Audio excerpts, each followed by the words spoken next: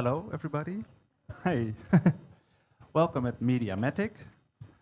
I have to find a place to stand where I can see as many of you as possible. Yes, I think this is it. Welcome at Mediamatic at the Hydrocommons program. My name is Harpo at Hart, and I will talk you through this evening, and I'll be your moderator. Quickly, I will give the floor to Laura Rosal, who will tell a bit more about Mediamatic and the program. So Laura, please join me.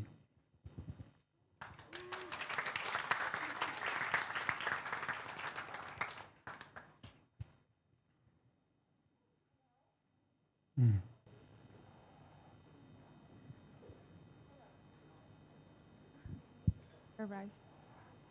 Can you hear me now? Okay.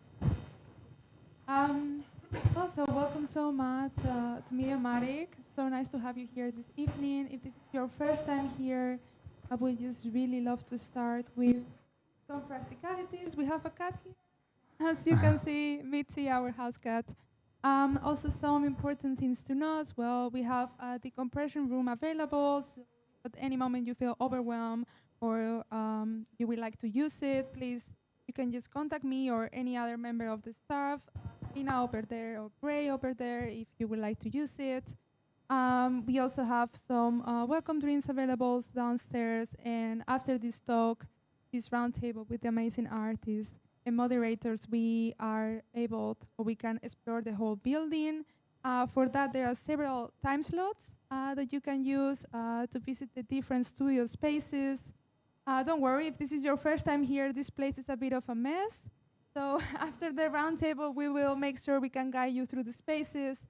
Then you can also explore the artworks and the practices of many other artists that are here in residency.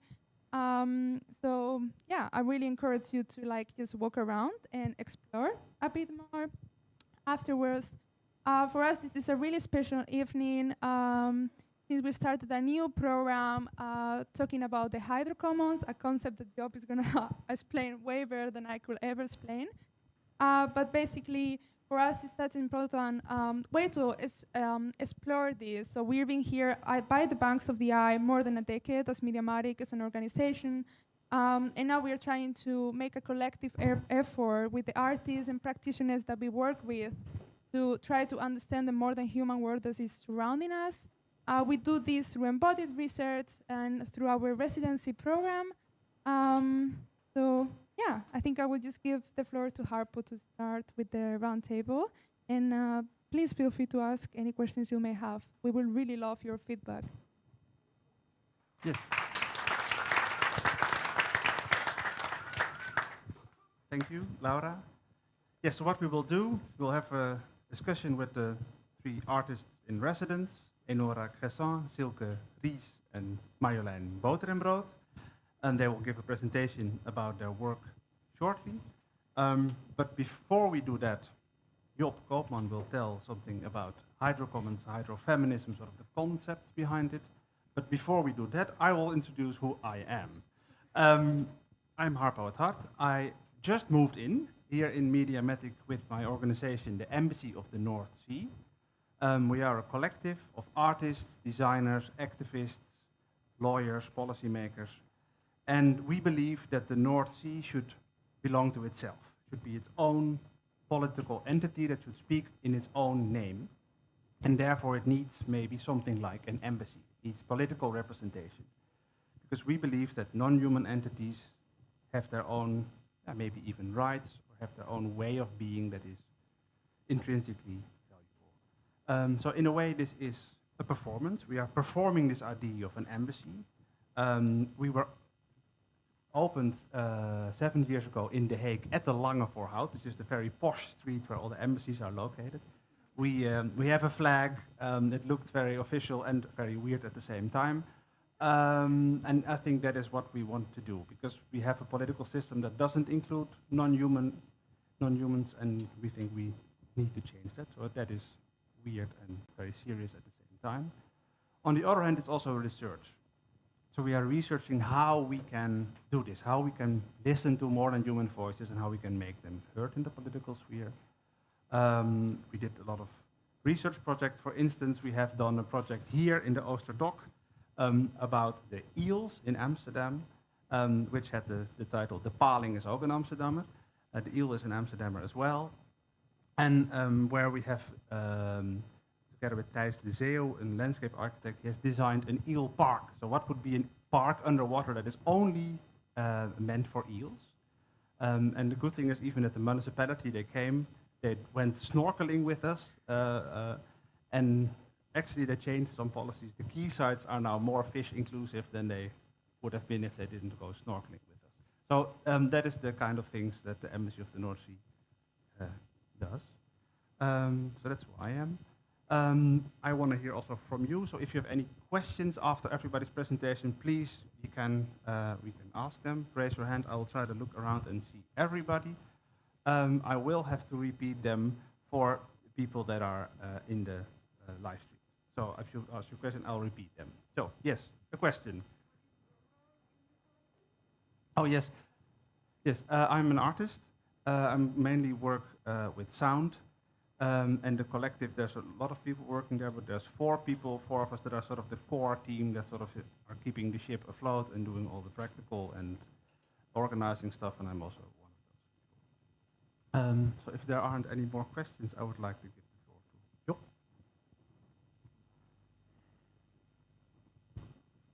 Yes, I would like to stand as well, because it is more welcoming, and otherwise people are looking at my back. My name is Job. I am an anthropologist from the Vrije Universiteit Amsterdam. And I recently moved into the realm of waters. And what does water really mean, right? What does water really mean in our societies? What does water really mean for life on Earth? And how can we relate to water? What exactly is water? Well, I think this get-together, this Hydrocommons event, is a really good stepping stone into how we can grasp our relation with the water itself. And to go to the relationality of water, we first need to go to where it comes from. Where does that relationality come from? There is this fantastic writer called Astrid Nemanis, who started conceptualizing hydrofeminism.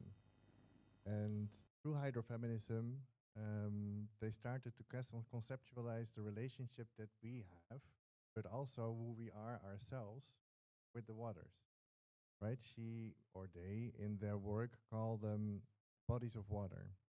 We are all bodies of water ourselves, right? We are almost consisting of 80% of water, although crystallized, although flowing through our bodies. We are part of the same bodies of water that, for instance, the cat is, that is walking around here. That is, for instance, the plants outside, and also the water that is flowing through the canals of Amsterdam. In essence, we are the same, right? And what does that then mean for the way that we are now treating water in itself? When we look around the world, there's microplastics everywhere. There is PFAS inside the oceans. There is deep sea mining. There's extractivism. We are commodifying the very thing that sustains our life. Through hydrofeminism, we can maybe, or I hope, change that relationship from a patriarchal and extractivist one to a more egalitarian one, horizontal, and to start a relationship of care and reciprocity. That relationship of care and reciprocity finds its way into what we call the Hydrocommons. And that is also what this, about what today and this evening is about. Right? The Hydrocommons is the commonality in everything here, everyone around us, everyone that is sitting here, everyone that is outside, the non-human beings, the bodies of water, that we all have in common the relationship that we're all made of water.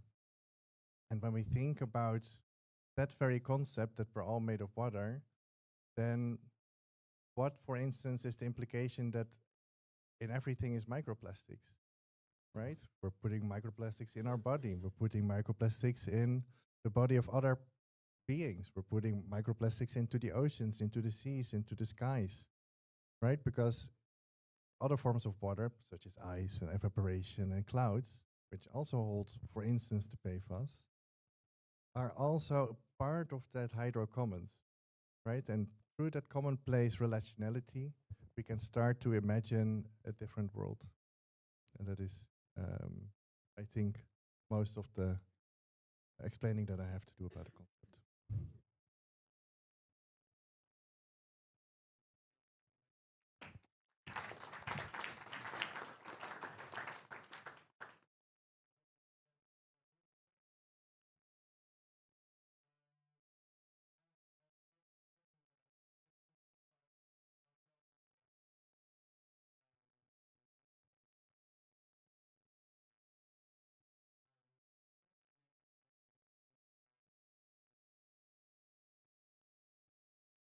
I think it is, it makes us as human as we are, right? I think we need to understand that water is an integral part of the beings that we are.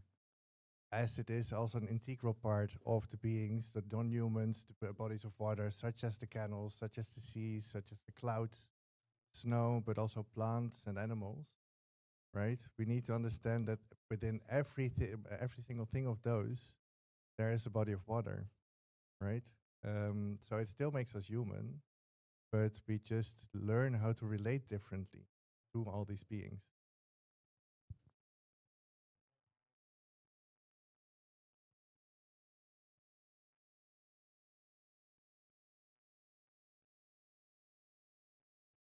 Exactly, and it's also through the cycle that we have within our own bodies, right? Within the physical bodies that we have. Think about the things that we drink. Think about how we sweat. Think about how we pee, how we ejaculate. Right? It's all part of a cycle. That all goes back through that hydrocommons again, right? It goes back into the system. And I think it might all seem still quite abstract, right? There's this other critical theory called hydrofeminism. There's another theory called hydrocommons. But what exactly can we then do with it, right? I've heard a lot of criticism about it. Like, okay, yeah, but it's a good new theory, but so what? I think, and that is the same as, for instance, a term such as decolonization, right? It is not a form of stasis, right? We keep on decolonizing. It is a form of process. It is something we do. And it's the same with hydrofeminism. It is something we do, right? So there's hydrofeminist justice, hydrofeminist art, right? Hydrofeminist activism. It is a thing that we can organize forms of knowledge around. It is the thing that we can organize our societies around. It is an activity.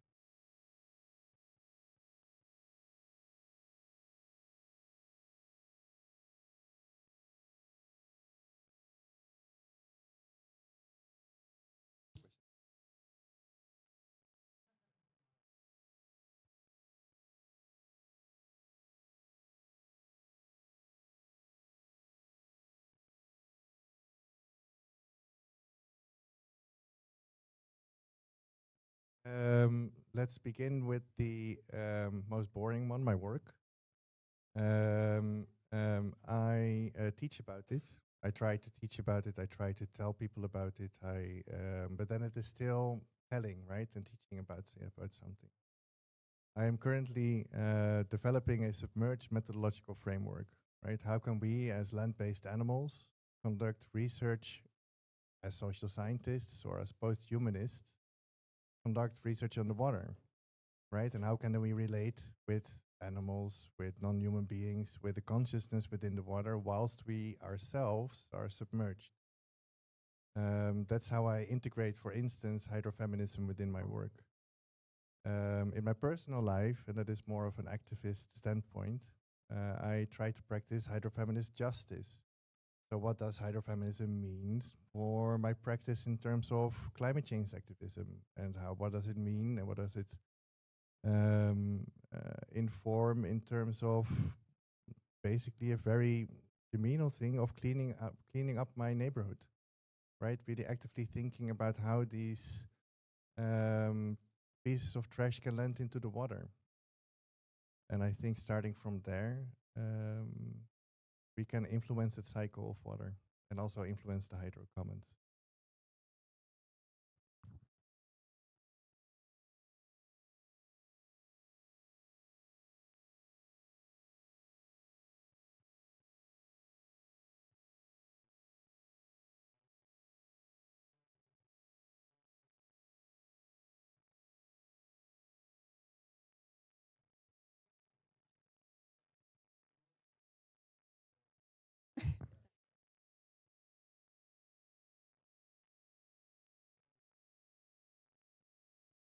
Uh, I've started at Mediamatic.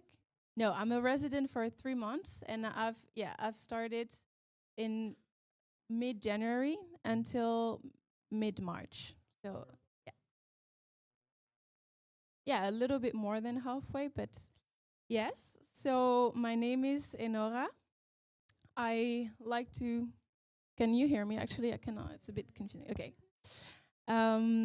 I like to define myself as a material explorer. Since the beginning of my studies in art and design, I have a background in industrial design, but also in arts. I've always got interested in materiality and more specifically how materials shape behaviors and how we relate to surfaces differently on the individual scale, but also on the cultural scale.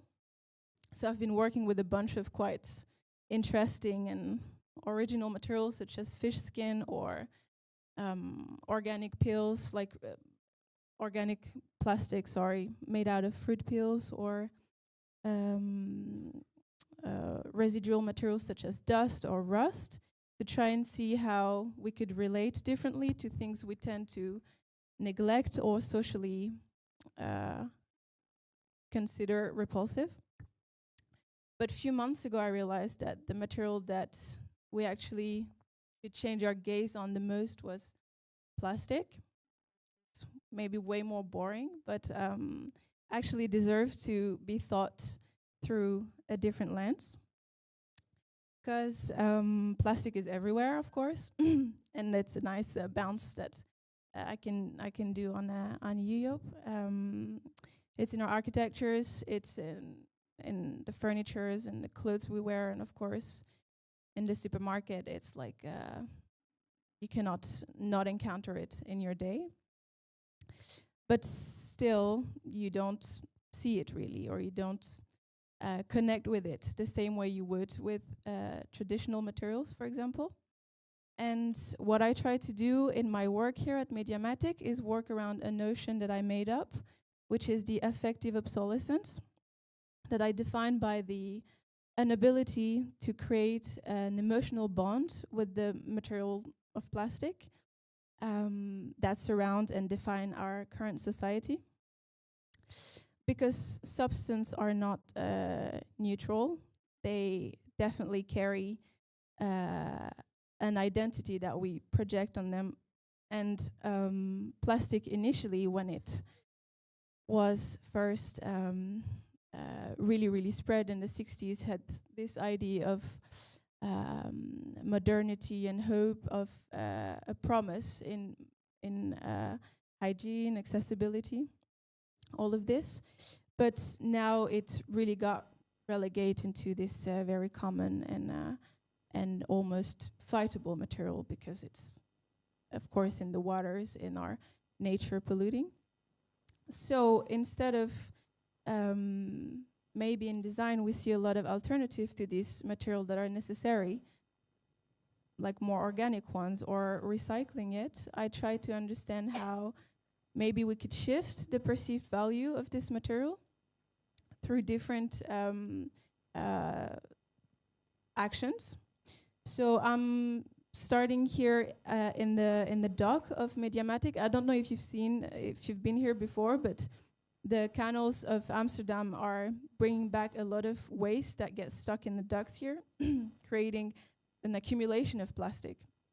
So I've started by collecting them and not necessarily turning them into something different, but look at them as material with potential of repurpose, but also potential of touch and sensing them.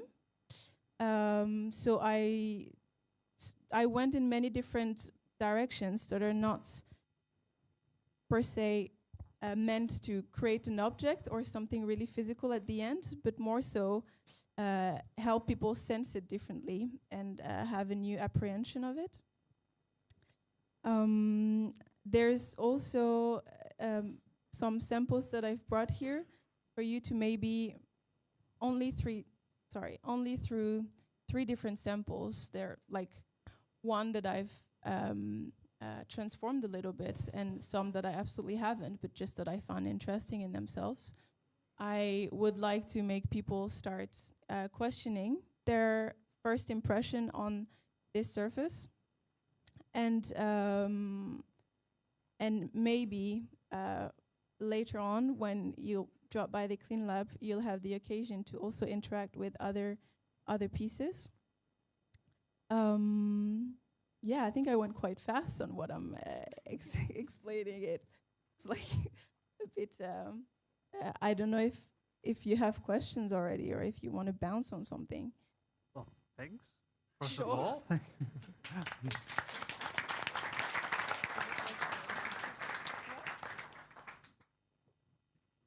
I want to start with a question. So you studied industrial design, Yes. which probably means that you are educated to make products, to Yes. design stuff. And then, but you have this concept, this effective obsolescence. But that has to do with the fact that there's so much stuff that we aren't able to relate to that. So how do you then maybe not design stuff, but design relations? So how do you deal with this idea of designing stuff or not? Yeah. Well, I did industrial design, but like at the School of KBK, which still like puts a lot of importance in critical design and like conceptual ideas, maybe more important than the material outcome. But still, designers are supposed to make, and we all know that making is not the way to go anymore, or producing. So indeed, I encounter a form of paradox or like tension into not wanting to produce something because it would transform or like go against my idea, but still create an experience out of something. And this so far is going with sampling, just transforming surfaces on small scales and making people experience it. That's what I did during a past workshop. But rather than that, maybe it's about giving ideas for future designers in the way, a form of design for designers to make from new principles that could be established about plastic material and create new rules in the way it's being made and therefore perceived. So maybe when we're talking about this new relationship to plastic, maybe anybody wants to say something about how it feels? How they feel about plastic in general. Yeah. Somebody want to share anything about plastic or something they just felt?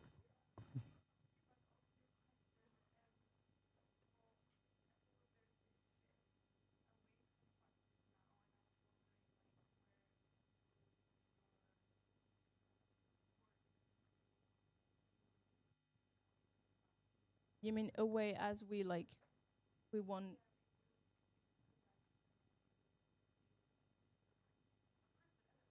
Yeah.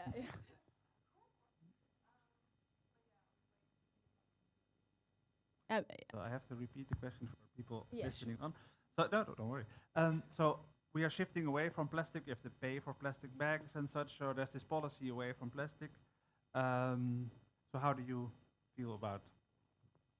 Yeah. I mean, of course, and thankfully, there's been like evolution and like regulation around like plastic production. But still, I tried to have lunch or like buy stuff from the grocery, and it's like impossible to get more than 2 articles without plastic. So it's still a reality. And even without talking about what's still being produced, what has been produced is enough to wrap the planet 2 times, like with a thin layer of plastic. So the reality is it's around us, and it will be probably for a really long time. So yeah, instead of trying to ignore it or push it away, how can we relate to it differently? I sort of have the idea that if you care more, you keep longer. Maybe the idea is not to abandon plastic, but to develop a relationship with it, like meaningful enough to make it part of what you value. Yeah. So, Sure. so in order to reduce the plastic, we have to love it more. Yeah, pretty much. Yeah. Yeah. Yeah, that's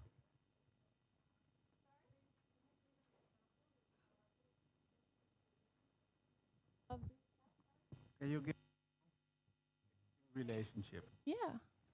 Oh, like for example, a material we would value and how we interact with plastic or with, yeah. Well, I guess we have a hierarchy of value assigned to different materials. I was talking about traditional ones with wood or clay that's associated with a craft, with the print of the hand, something that like plastic can hardly provide because it's very synthetic. So I think this like absence of story, these storyless surfaces that give rise to storyless object, make us unable to create a relationship with something that seems so distant from us.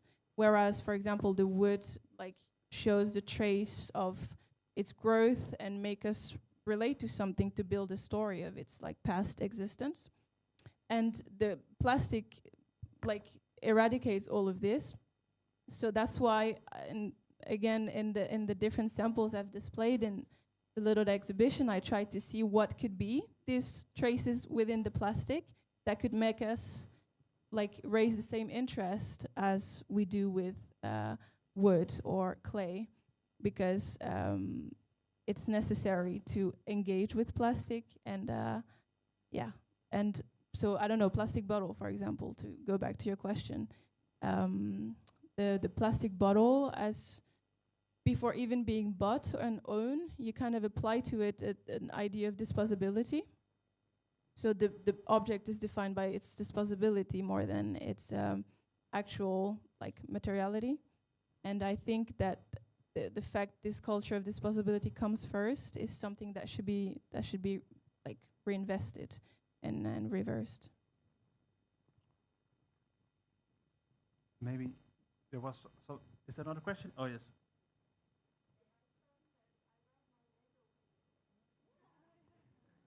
He loves his Lego piece. Yes, very. Do you love them because they're like a nice shape, or because they're yours and you're having a...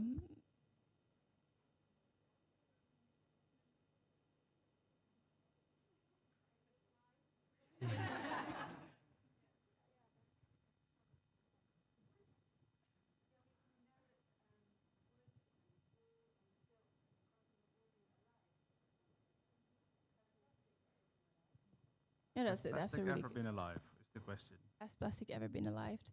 Well, I very deep.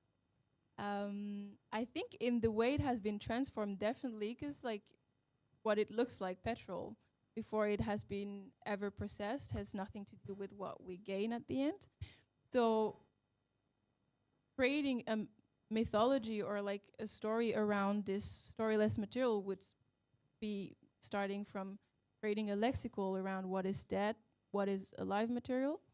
And I think within the properties of plastic, like malleability and this, there's definitely some form of aliveness in maybe a different like definition, of course, but still is like words and terms that if they're implemented in the processing of plastic could help change the relationship we have to it. So definitely interesting to investigate. Yes. Thanks. I would like to give the floor to Silke, please. Yes. Yeah. Boom. Yeah.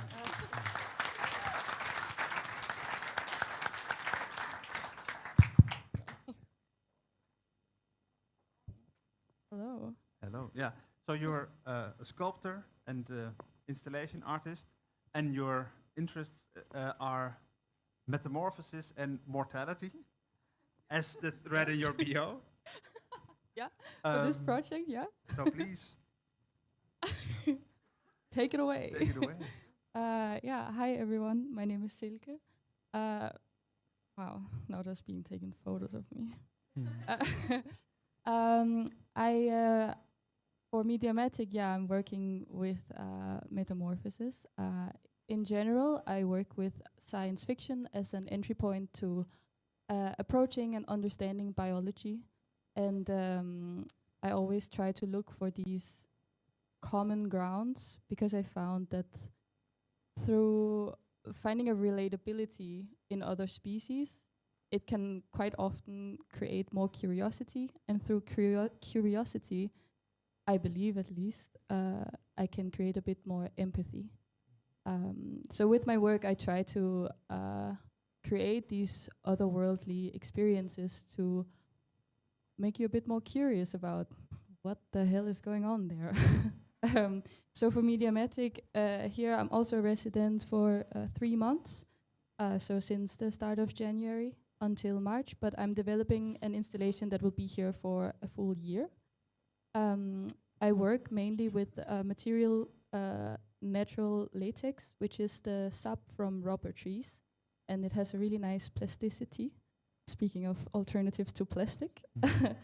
And so when I was being proposed to make an exhibition for a full year, I really wanted to focus on the different ways that this material decomposes. And this made me think of wings of a butterfly. I had a sculpture last year that had a body of ceramics and wings of natural latex, and I had them installed for 2 months in an aquarium, and the wings started rotting, which I thought was really nice. And it was a bit of a cheesy metaphor. It was a caterpillar become butterfly, and then when the wings disappear, it's a caterpillar again.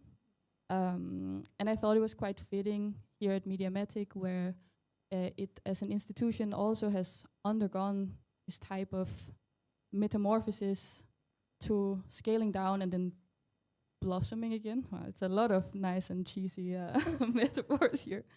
So this was my starting point, and because I work with science fiction, I always try to first speculate and then take my speculation and see what is real, and then from there I speculate again. It's kind of like a spiral. So this made me look into if any creatures actually do this, like lose their wings, become worm again. And I I found out that there is such thing called reverse metamorphosis. It is when a advanced larvae or baby becomes a more simple adult form. And this also became the title of my project, Simple Adult Forms. And I like this a lot because I think it was a unique, evolutionary, cool thing I never heard of before, and I want more people to know about it. But I also saw it as a really nice link between my own experience of being an adult human being. There's not a lot of animals that do this, but one of them is the sea squirt.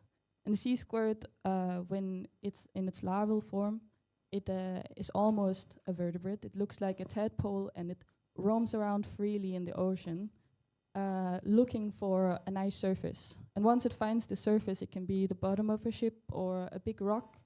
It attaches itself and it undergoes metamorphosis, and then it becomes this very simple tube that just sucks in water, and it never moves again. And I thought I think a lot of adults feel like this. Like you swim freely in your youth, and then for some reason you settle down. And to some people, this is scary and something that you don't want. And to others, it's the ultimate, what's it called? No, like it's the ultimate safety. You finally found your rock. You don't have to move again. That's amazing. So I wanted to work with this and came up with the word cyclical metamorphosis. And I don't know if I like it or not, but it's a work in progress.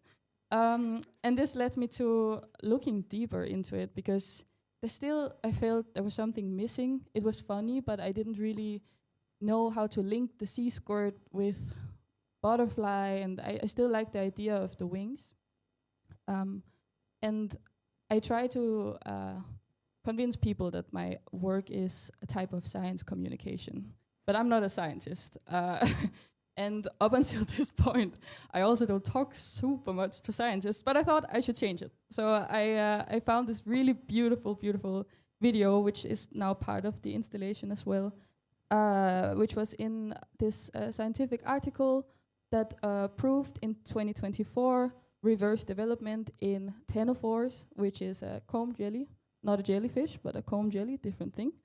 And I reached out to one of the scientists, Joan Soto Angel. I am butchering his name, but he's a really nice Spanish guy.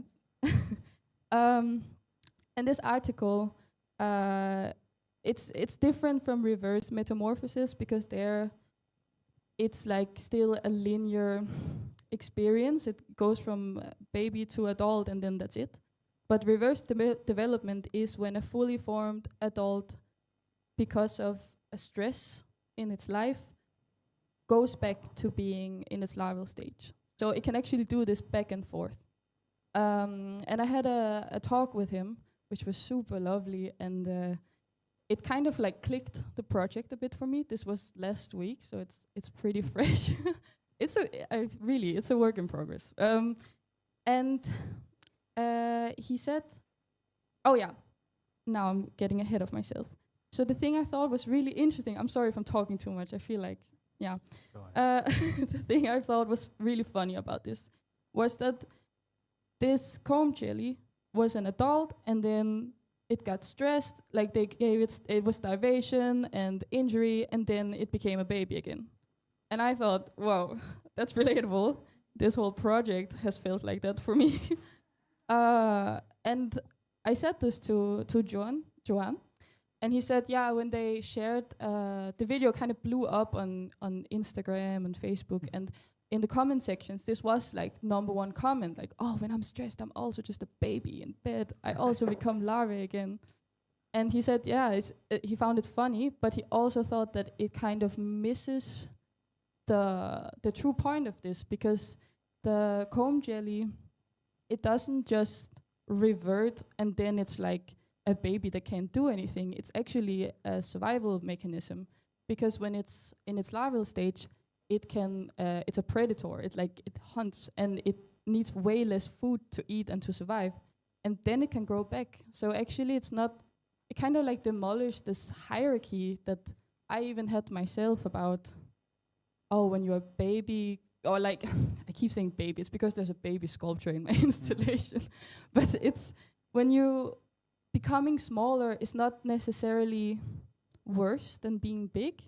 It's also not necessarily better than being big. It's just a different stage of life. And yeah, I feel like that was important to me. Yeah. Yeah. Thanks. Yeah.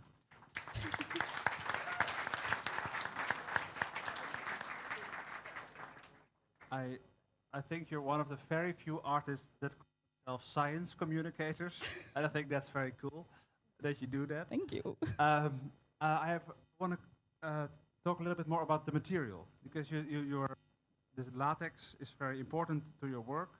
I think you even brought some samples. Maybe we can. Oh yeah, I don't know. Oh, they are there. So in the installation, as a very first aspect of it, I started making these leaves, and what is being sent around is the tests of applying it to different fabrics that were available here at Mediamatic. Yeah, feel free to touch them. They're bigger downstairs, and you can also touch them there. And the touching also does something to them, right? Yeah. So the reason why I love working with natural latex is, of course, because it's we talked about sustainability before this talk, but it is a sustainable material in the sense that when you tap it from the tree, you don't kill the tree. It's vegan, but of course, it's also not super sustainable because we don't have rubber trees growing here in our backyard, right? Mm-hmm. But it's also a natural product, which means that it has a lifespan. And I'm quite a perfectionist, so for me to spend so much time making these works and then knowing that they will change and eventually dissolve out of my control is both something to challenge myself, but also to challenge our idea of artworks as this like commodity and something static. So I like, a lot of people say they're alive, but I would rather say my sculptures are dying constantly a little bit. Like myself, like that's part of life, right? Yeah, yeah. Any questions? Please raise your hand and see if I can see anybody. Hey, yeah, of course. That Hydrocommons. No, I just wanted to say that I really like the idea that you kind of went back at the end of, and I think it's something you said, that not all evolutions have to be growth, and that as a sort of political and whole society dynamic is really interesting, because we of course tend to want to go towards like whatever would define as like growth, like economic or material, and actually going back to way more maybe survival mode. That's like really cool as a societal concept, I thought. So yeah, thank you very much. Thank you. I mean, yeah, that was the starting point also, this wanting to oppose it a little bit, this societal pressure to like constant exponential growth. But then this talk with him kind of made me not want to say oppose, because I also think growth is good. But yeah, I do think that it's unsustainable to think that we can just continue to grow and grow and grow. I mean, people that think that, I would assume, also think that it will collapse at some point. Now I'm just putting words in their mouths, but so that's definitely also where it started, this a bit more societal comment. Yeah. Yes. Any more questions? See if I can see it. Otherwise, I would like to give the floor to Marjolijn. Thank you. Thank you.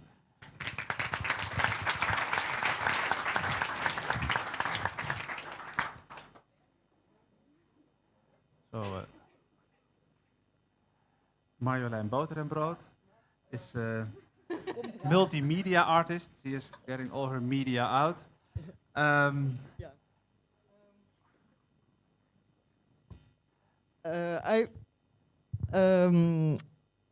My work is always about a certain place, and I worked a lot on the islands in Holland, in Schouw-Duiveland and in Vlieland, and I slowly started to think that I could work with the elements of the place.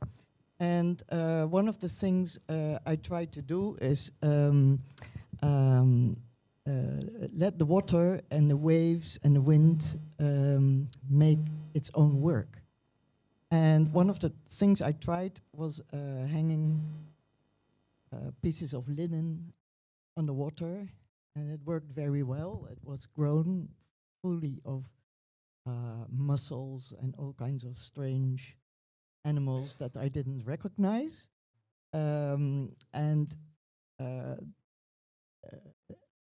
It went so well that it fell down. It scheurde, it ripped off and fell back in the water, and it was gone. So I tried some more things, and I'll show them directly, give them around. And this is also what I do here in Mediamatic. There are materials hanging down underwater, and so I don't make my own work, but the animals in the water, they come and grow on my materials. Can you around? And in that way, I was also trying to think what was going on in the water. And Harm van der Geest, he's an aquatic biologist, he came by and he said, "This is really special what is going on here, because the animals that live here are coming from all kinds of countries, Australian tube worms, mussels from Mexico, mussels from the Donau region, and it was from all over the world. These animals came to Mediamatic, and so you're very via the water. You're very connected to the North Sea, to the oceans, and thinking more of the water. I don't know if everybody has seen my habit, my coat. It was covered with I came out of the water, and I was covered with these microscopical and other animals from the water. And I made drawings of these animals, and I'll also give this around. Maybe you can take apart. I printed them on edible paper, so you can break pieces off and eat the water animals.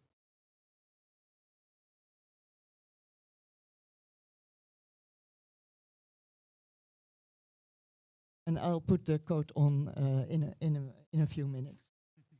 Again, yeah. But you're also, so the animals that are making the work at your residence are really the animals that are from the water around here. Yes, it's this blue piece. It's from brackish water. This water is half salty, and the animals I made a drawing of are all sweetwater, microscopical and bigger animals. Yeah. So there's also different animals living on the. Yes, it's completely different, and many of them are plankton, and these are the animals that made our oxygen, and already for millions of years. So that what we breathe and drink is what they produce. I was wondering, so that the title of it is Future Skin of the City. Can you elaborate a little bit? Yeah, that the blue piece that's going around with the attached animals and almost drawings of these animals. I was imagining that when the water is going higher and higher, that all these buildings are covered with this surfaces, with barnacles, with Australian tube worms, mussels, and we swim around. So the bridges, the buildings. To ask a question, Job.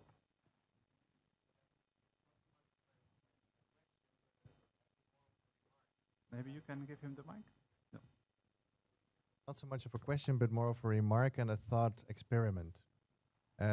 With the paper candy that everyone had, it reminded me of maybe some of the people here know it, the Catholic Communion, right? Mm-hmm. That you get the hostie and put it on your tongue. And with the sea animal or the non-human on it, it really reminded me of remystifying or sacralizing, so to speak, the water and its inhabitants.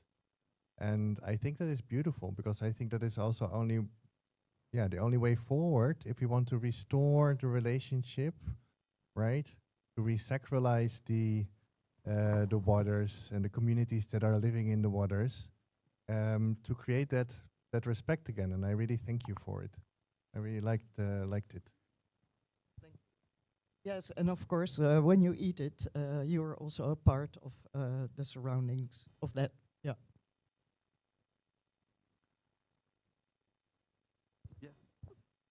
Yeah, I just wanted to ask, like, when you made that like first discovery of all the creatures you've like found that were actually living there, how did the knowledge of their existence change, or like your perception of this environment of the water, or like how did it make you relate to it differently?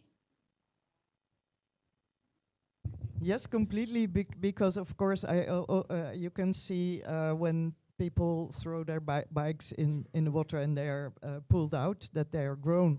But I had no idea that it was coming from all over the world, and that's made a completely different perception in my mind. I saw a beautiful map of the map of the world according to fish, in which you see no borders and the possibilities for fish to go everywhere if they're not caught, of course. Yeah. In this map, you see that there's actually one ocean. So all the oceans are connected, and you can reach every place in the ocean without crossing land. So there's one ocean and there's different continents. Yeah, that's a beautiful map. We should have had it here. Yeah. I'm sorry. Yeah. If there's anybody who'd like to ask a question, you're very much welcome to. Yes.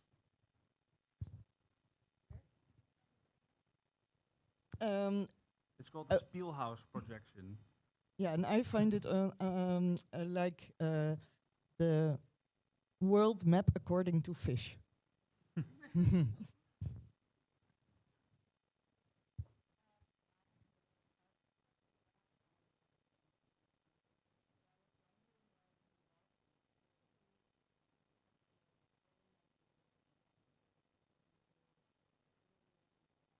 Yes, very much. Very much so, yeah. And it also was in the Grevelingen, and there's the under layer of the water there is without oxygen, and then everything that lives on it could not live anymore. So, yeah, that was really sad. I managed little piece and was completely, I think, more than 10 different kinds of kreeften and plankton. And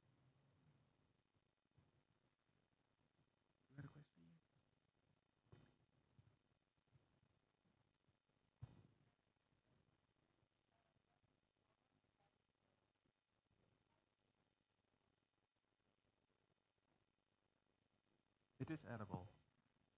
that's the idea. You can eat, yes. Yeah.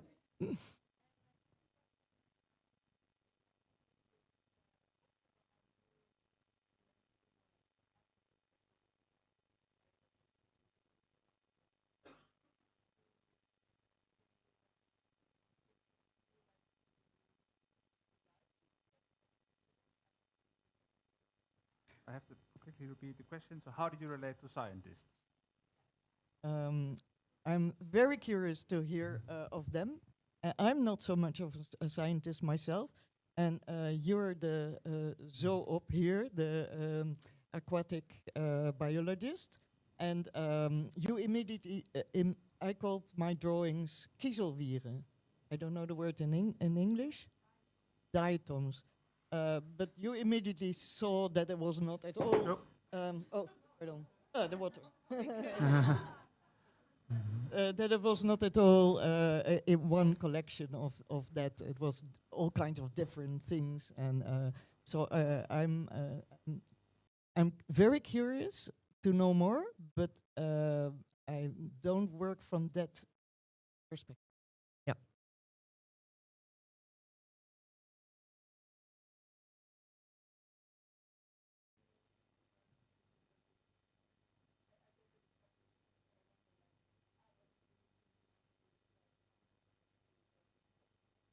So what have you to tell the scientists, and yeah, what do that's they have to tell That's you? a good question. Well, I try to make an images where I show how water can give form, or how you can recognize processes in in the material, or to show what's going on. Thank you. Let me put on the coat again. You want to put your coat on? Yeah. Then I think we'll sort of wrap up before you put. Or am I too quick? No, that's fine.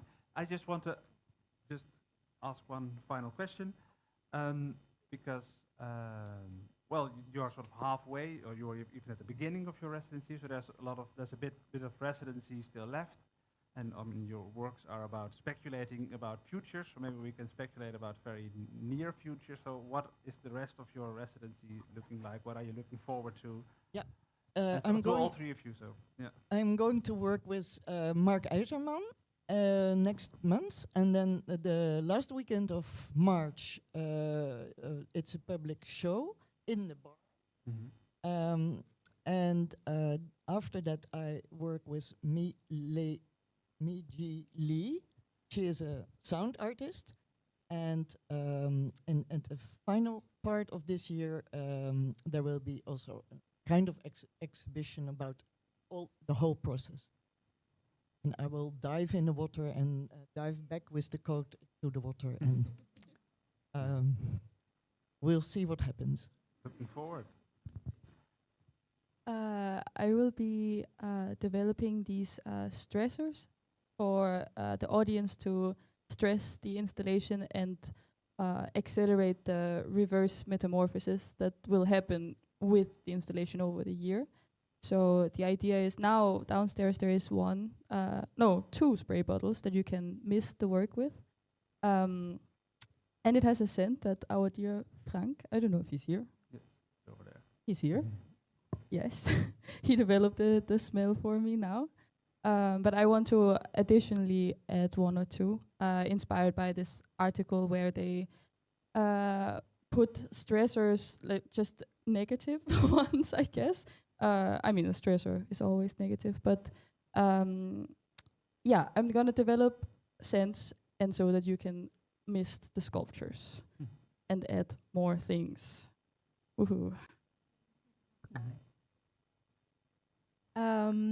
For me, I think keeping on with the little material assessing, because this was very, very important to gather people's impression and really try to understand if the string I want to pull are really about smell or touch or personal story with the material.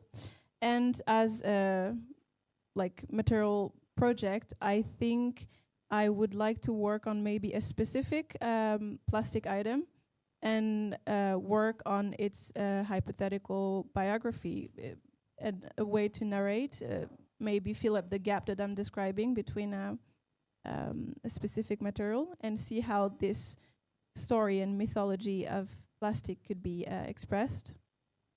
So yeah, I am. Yes. Looking forward to it. Yeah. So, Marjolijn, Silke, Enora, and Job, thank you very much for this conversation today. And thank you all for coming. You have heard about the works, but you are now going to actually touch, smell, and see them. So please enjoy. Thank you very much. First to the barn. Okay. First to the barn.